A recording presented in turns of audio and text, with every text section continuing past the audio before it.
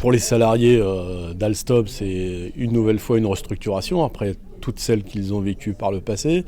Des restructurations qui ont toujours été faites au nom de l'avenir de l'entreprise. Donc je dirais, on prend les mêmes et on recommence. C'est-à-dire qu'on a une direction qui se moque de l'avenir industriel de l'entreprise, se moque des salariés, de leurs compétences et de leur savoir-faire, et cherche à faire une opération financière avec des partenaires, que ce soit General Electric ou Siemens.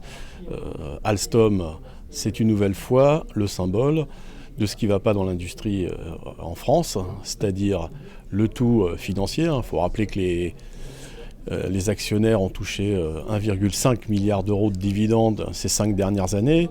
C'est autant d'argent en moins pour les investissements, autant d'argent en moins pour l'emploi et les salaires. Donc voilà, la problématique qui est posée aujourd'hui, c'est est-ce qu'on change cette stratégie, est-ce qu'on inverse cette tendance? Et nous pensons que le gouvernement a un rôle important à jouer en rentrant dans le capital de façon prépondérante afin d'orienter les choix stratégiques de l'entreprise vers des projets industriels et non pas vers de la spéculation financière.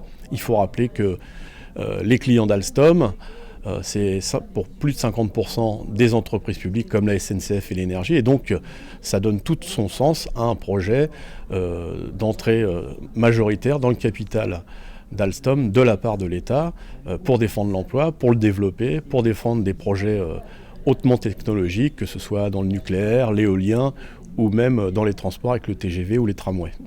Il y a une solution prônée par le conseil d'administration et le PDG d'Alstom, c'est General Electric, et une autre par le gouvernement, c'est Siemens. Nous proposons une troisième solution, c'est que Alstom reste un des piliers de l'industrie française et donc que l'État prenne toute sa part dans le capital d'Alstom, une part prépondérante majoritaire, afin que cette entreprise non seulement garde sa cohérence, puisque les projets des deux autres constructeurs, que ce soit Siemens ou General Electric, c'est de casser l'entreprise, de la découper et donc casser cette cohérence. Et bien nous proposons de garder cette cohérence et l'État a un rôle essentiel à jouer.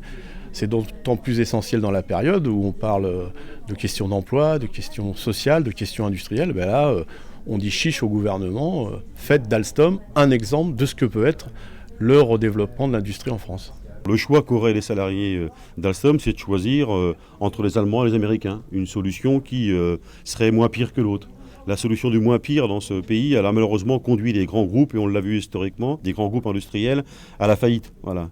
Y compris quand on nous dit aujourd'hui on pourrait construire, comme on l'a fait pour Airbus, une grande industrie européenne, ces gens-là sont des idiots. Tout le monde sait bien que Airbus, c'est avant tout une décision politique qui a été prise, et on a mis en place un outil industriel pour accompagner la décision politique. Là, en fait, on a affaire à une question capitalistique, et non pas de construction d'une filière entre deux pays, que ce soit avec les Américains ou avec les Allemands. Donc moi je considère que la solution, elle ne peut être à l'heure qu'il est que de conforter Alstom dans ses projets industriels, dans son avenir industriel, en lien y compris avec les territoires sur lesquels évoluent aujourd'hui les salariés d'Alstom, qu'en aucune manière nous n'accepterons que l'entreprise soit coupée et vendue en plusieurs morceaux, que ce soit aux Américains ou aux Allemands, parce que l'avenir de l'industrie dans notre pays dépend d'outils industriels comme Alstom.